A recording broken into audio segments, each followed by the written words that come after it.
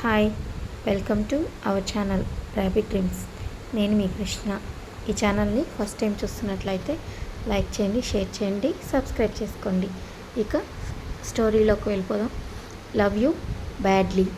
మీరు కాల్ చేస్తే రాహుల్ కాదనలేడు అన్నాడు మహిధర్. పరిస్థితులు చూస్తుంటే తనకు కూడా ఇంట్లో ఏదో ఒక శుభకార్యం చేయాలనిపించింది. దాంతో రాహుల్తో మాట్లాడాలని నిర్ణయించుకొని కాల్ చేశాడు. 2 రింగ్స్ తర్వాత లిఫ్ట్ చేసిన రాహుల్, తాతయ్య అన్నాడు. త్వరలో నీకు రమ్యకి నిశ్చితార్థం చేయాలని అనుకుంటున్నాను. రాహుల్ అనగానే డీప్ బ్రీత్ తీసుకొని, నేను రమ్యను చేసుకోలేను తాతయ్య అన్నాడు. ఎందుకు అనగానే, అవన్నీ నీకు చెప్పలేను తాతయ్య. నీ దగ్గరుండే గుంట నక్కలకి చెప్పండి. అలాగే నీ కళ్ళకు కట్టిన గంతలు త్వరగా విప్పుకోండి అంటూ కాల్ కట్ చేసి బెడ్ పైన వేసి అసహనంగా అనిపిస్తుండడంతో ఆఫీస్కి వెళ్ళిపోయాడు. సింహ మ్యాన్షన్. వేద్ కోపం ప్రళయం. అది ఎవరిని ముంచుతుందో ఆ దేవుడికే ఎరుక. ఐరా ముందరికి తిప్పుకొని తన చుట్టూ చేతులు బిగించి, లుక్ ఇంటూ మై ఐస్ అన్నాడు గంభీరంగా. తన కళ్ళలోకి చూడాలంటే చాలా భయంగా అనిపిస్తుంది ఐరాకి.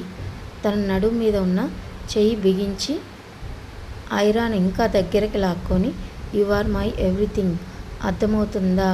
నీ వరకు రావాలంటే నన్ను దాటాలి అంటూ తన కన్నీళ్లు తుడిచి ఆ కళ్ళపైనే ముద్దు పెట్టి తన భుజం చుట్టూ చేయి వేసి బయటకు తీసుకొచ్చారు. అప్పటికే వాళ్ళ కోసం కార్ అరేంజ్ చేయడంతో కారులో కూర్చోబెట్టి వేద్ డ్రైవింగ్ తీసుకున్నాడు. హాస్పిటల్ కాంపౌండ్ వాల్ దాటగానే వాళ్ళ కార్ని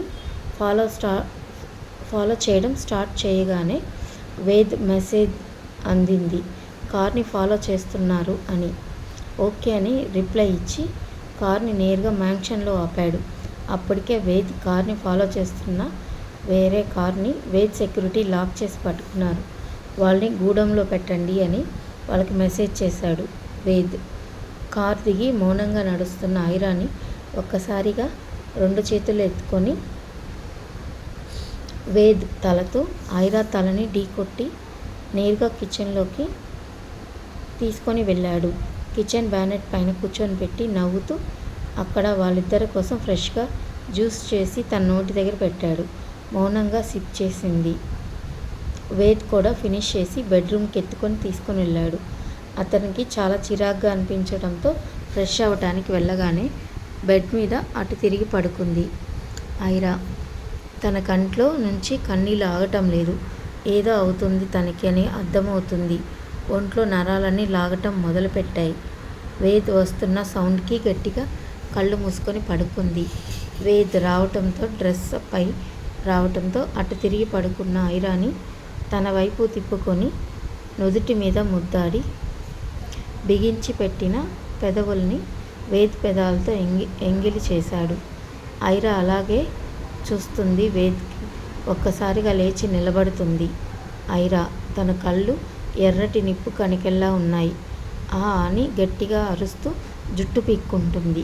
ఫాస్ట్గా తనని చేరిన వేద్ తనని పట్టుకోవడానికి ముందుకు రాగానే వెనక్కి నెట్టే ప్రయత్నం చేస్తుంది. ఆల్రెడీ డాక్టర్ చెప్పిన ఇంజెక్షన్ని రెడీగా పెట్టుకోవడంతో టేబుల్ పైన పెట్టిన ఇంజెక్షన్ని అందుకొని గట్టిగా తన చుట్టూ చేతులు బిగించి తన చేతికి వేశాడు.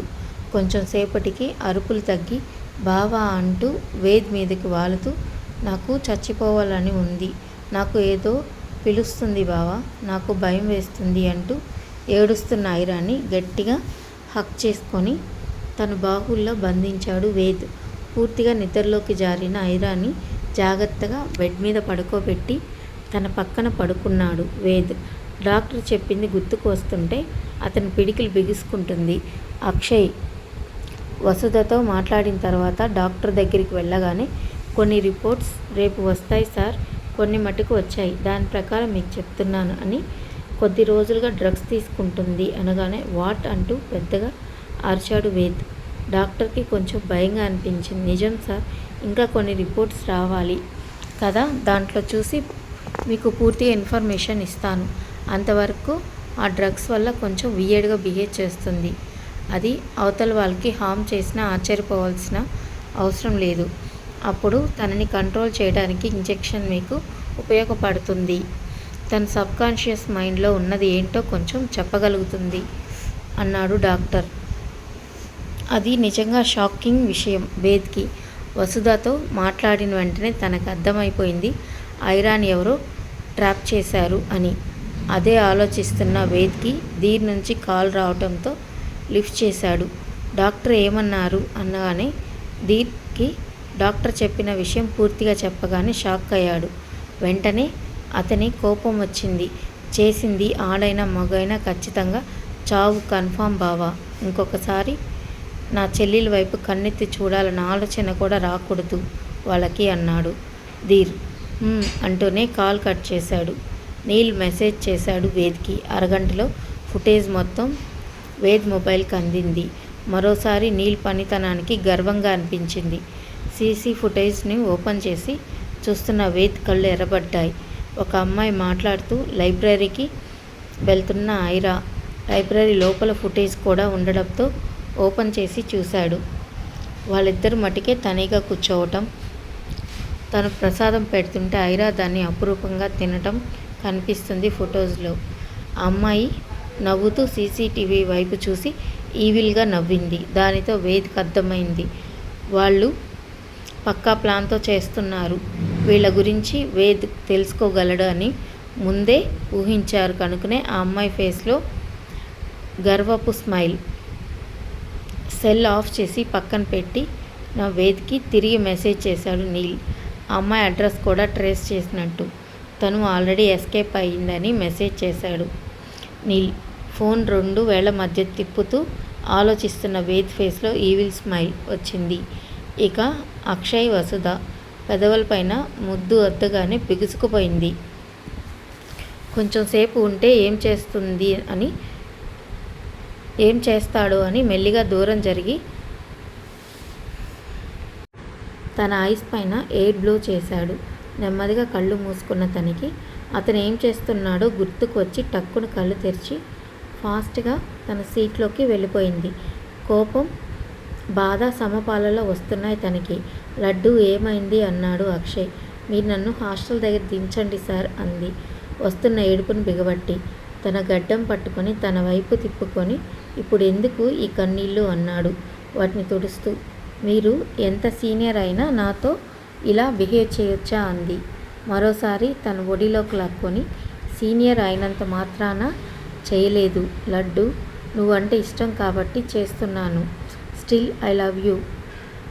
నీ I2 కోసం వెయిట్ చేస్తానని కథలు చెప్పను. ఖచ్చితంగా నాకు I2 చెప్తావు అని తన బుగ్గ పైన మరోసారి ముద్దు పెట్టి హాస్టల్ దగ్గర డ్రాప్ చేశాడు కార్ని. దిగి వెళ్తూ తిరిగి అక్షయ్ వైపు చూడగానే మూతిని రౌండ్గా చుట్టి ఫ్లయింగ్ కిస్ ఇచ్చాడు. టక్కున తిరిగి హాస్టల్లోకి పరిగెడుతుంది వసుధ. లోపలికి వెళ్ళినా తన గుండె తడత ఆగటం లేదు. ఏదో తెలియని అనుభూతి మనసుకి చేరవేస్తుంది. ఇష్టం, ప్రేమ అలాంటివి తనకి ఉన్నాయని అనుకోవటం లేదు. కంటిన్యూస్. ఈ స్టోరీ నచ్చినట్లయితే లైక్ చేయండి, షేర్ చేయండి, సబ్స్క్రైబ్ చేసుకోండి. Okay bye, take care.